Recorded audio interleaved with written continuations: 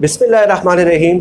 अस्सलाम वालेकुम नाजरीन, मैं हूं जमशेद अंसारी। नाजरीन, आजकल चहारसू आपको जो मुकालमा नज़र आता है, सुनने को मिलता है, देखने को मिलता है, उसका ज़्यादातर मरकज़ व महवर और एम्फेसिस इस बात पे है कि मुल्की इदारे मफलूज हैं, इनएक्टिव हैं, गैर फ़आल हैं, और साथ ही साथ उनका एम्फेसिस इस बात पे भी होता है कि ये मुल्की इदारे 2 सालों में ही जो है वो इनएक्टिव और गैर फ़ाल कर दिए गए हैं। तो ये एक नाइंसाफ़ी पे मबनी मेरे ख़्याल में एक मुकालमा है, एक मुबाहिसा है और एक दलील है जो कि गैर मंतकी है। आज की वीडियो में मैं आप लोगों के सामने तारीख़ से चंद वाक़यात पेश करूँगा और उससे आप अंदाज़ा लगा लें कि ये मुल्की तबाही का जो सफ़र है वो गुज़श्ता 40-45 साल के अरसे पे मुहीत हैं और इदारों को किस कदर जो है वो बदउन्वान बनाया गया है और किस कदर करप्शन और लूट मार की गई है। तो ज़ाहिर है जब ये वायरस है या ये जो जहर है जिस्म के एक एक हिस्से में, खून के एक एक कतरे में जब सरायत कर चुका हो तो उसका इलाज जो है वो डिस्प्लिन से नहीं हो सकता और ना ही इतना मुख्तसर मुद्दत में मुमकिन है। गो कि मैं ये कहता हूँ आखिरी बात कि मौजूदा हुकूमत से जिस कदर तवक्कुआत थी वो पूरी नहीं हुई और उन्हें अपनी कारकर्दगी पे, गवर्नेंस पे डेफिनेटली एम्फेसाइज करना होगा अगर उन्होंने तारीख़ में अपना नाम ज़िंदा व जावेद रखना है। वरना तारीख़ का सबक यह है कि जो परफॉर्म नहीं करता, जो डिलीवर नहीं करता, अल्लामा इकबाल के बकौल कि तुम्हारी दास्तां तक भी ना होगी दास्तानों में। लेकिन ये बात करना कि 2 सालों में ही तमाम तर हालात ठीक हो जाए, तमाम इदारे फ़ाल हो जाएँ, करप्शन जो एक एक रग व पै में सरायत कर चुकी है वो जड़ से उकड़ जाए, ये बात करीने इंसाफ नहीं है, ये इंसाफ के उसूलों के मुनाफी है। चुनांचे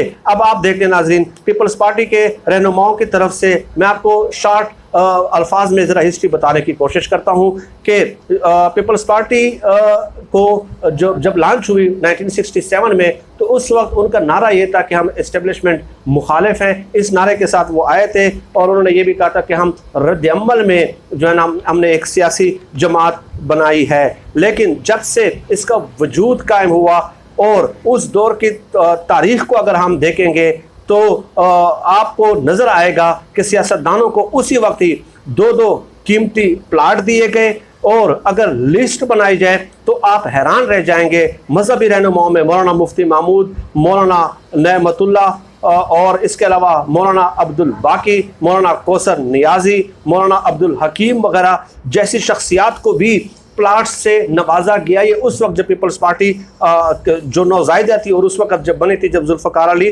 भुट्टो थे। और इसके अलावा ब्यूरोक्रेसी के तमाम अफसरान की एक पूरी लिस्ट मेरे पास मौजूद है और वो सैकड़ों हज़ारों अफराद पर मुश्तमिल है, उन्हें भी प्लाट्स से नवाजा गया। और साथ ही साथ सेक्रेट फंड से खुर्शीद मीर, गुलाम मुस्तफ़ा जतोई, डॉक्टर मुबशर हसन, हयात शेरपा, मियाँ मोहम्मद अफजल भुट्टो समेत दीगर अफराद सैराब होते रहे।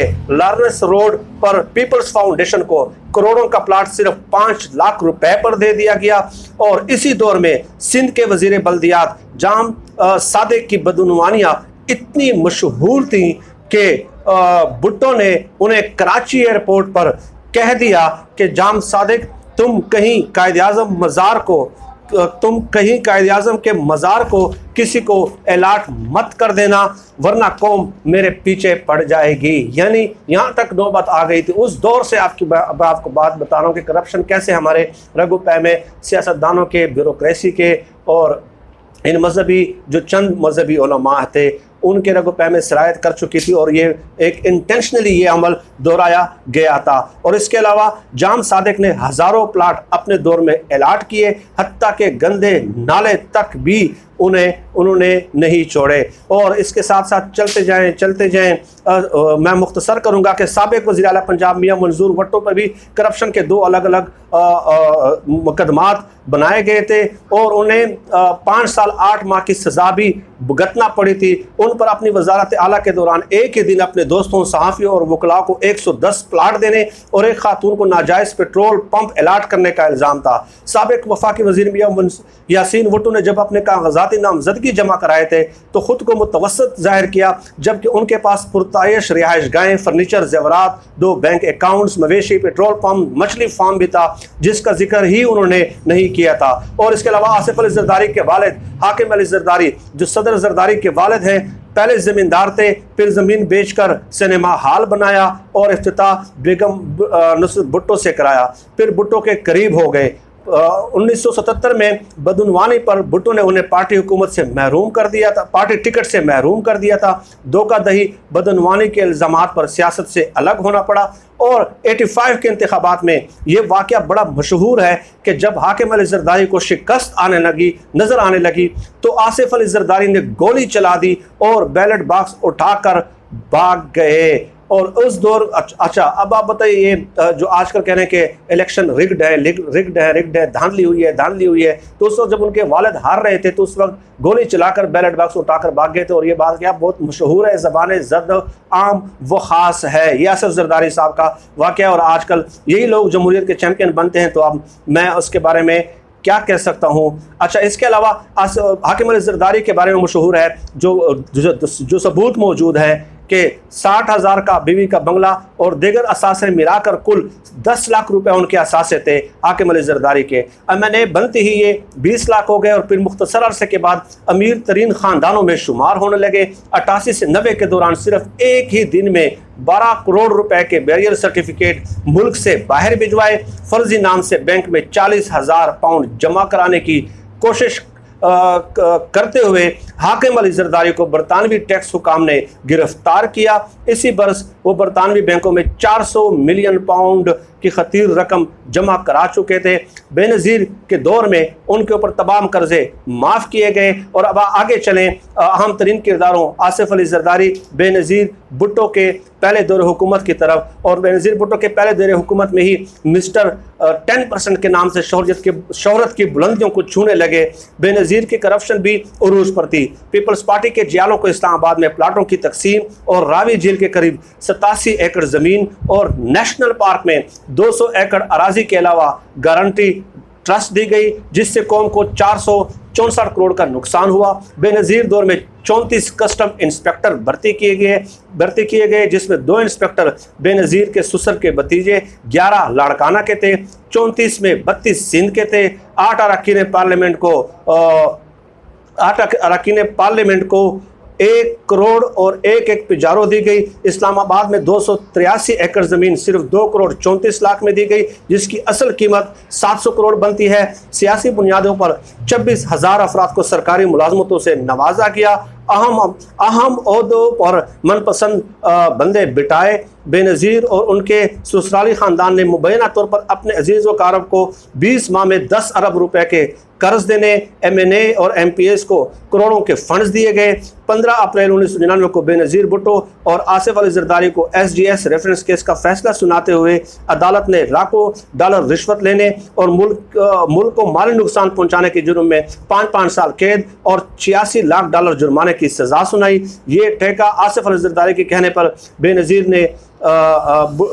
भुट्टो ने बतौर वज़ीर आज़म दिया था। इस ठेके की बदौलत दोनों ने 108 करोड़ डॉलर कमीशन कमाया। इसी रकम से बेनज़ीर भुट्टो ने बरतानिया से हीरों का जुड़ा हुआ हार खरीदा था, जिसकी मालियत 17 लाख पाउंड बताई जाती है। अब ये केस कैसे ख़त्म हुआ, इसकी तफसील मैं अलग बताऊंगा आप लोगों को कि कैसे रिकॉर्ड ज़ाया किया गया, किन बंदों ने ज़ाया किया और उनकी इस खिदमात के बदले में आसिफ अली ज़रदारी साहब ने उनको किन ओहदों से नवाजा था। ये जो मैंने SGS की अभी बात की है। और इसके अलावा चलते जाएं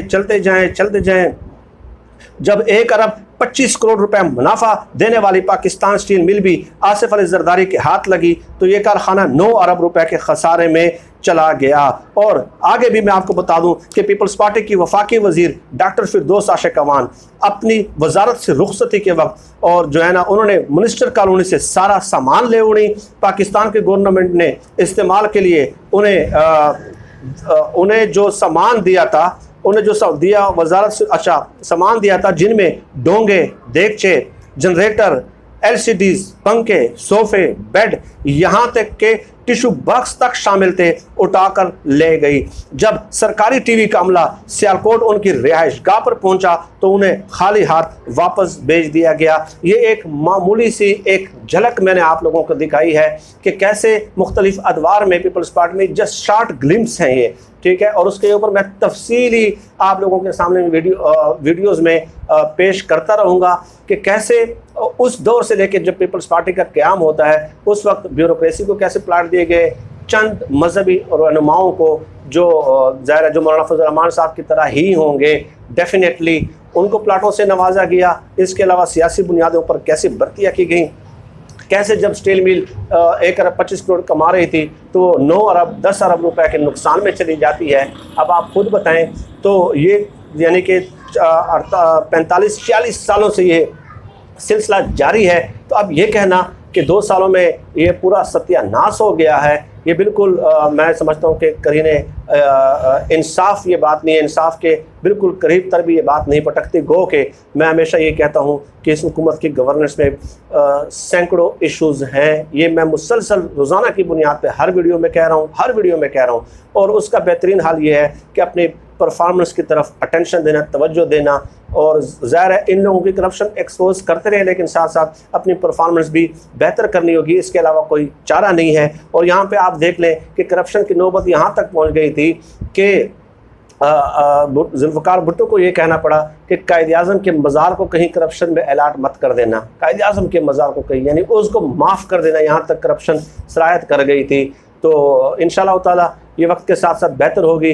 हमारी दुआ है कि मौजूदा हुकूमत जो है, हमारी दुआ भी है, हिमायत भी है, सपोर्ट भी है। अब परफॉर्म उन्होंने करना है हमारी तरफ से। जो मौजूदा हुकूमत को हम इसलिए सपोर्ट करते हैं कि इनको एक प्रॉपर टाइम मिलना चाहिए 5 साल, उसके बाद फिर अंदाज़ा होगा कि सिचुएशन क्या बनती है। जैसा कि मैं हमेशा कहता हूँ कि अगर परफॉर्म करेंगे तो तारीख़ में नाम लिखा जाएगा और अगर नहीं करेंगे तो तुम्हारी दास्तां तक भी ना होगी दास्तानों में। नाज़रीन, आज के लिए इतना ही। मज़ीद इंकशाफात में आप लोगों की खिदमत में पेश करता रहूँगा जो कि बहुत ज़्यादा हैरत कर देने वाले हैं और ताकि आप लोगों को आगाही हासिल हो सके और नेक्स्ट टाइम हम काफ़ी एहतियात करें कि हमने वोट किसको देना है, किसको नहीं देना। आप सब लोग अपना बहुत बहुत ख्याल रखिएगा। हम सब कामयाब नासिर पाकिस्तान। धन्यवाद। अल्लाह हाफ़िज़।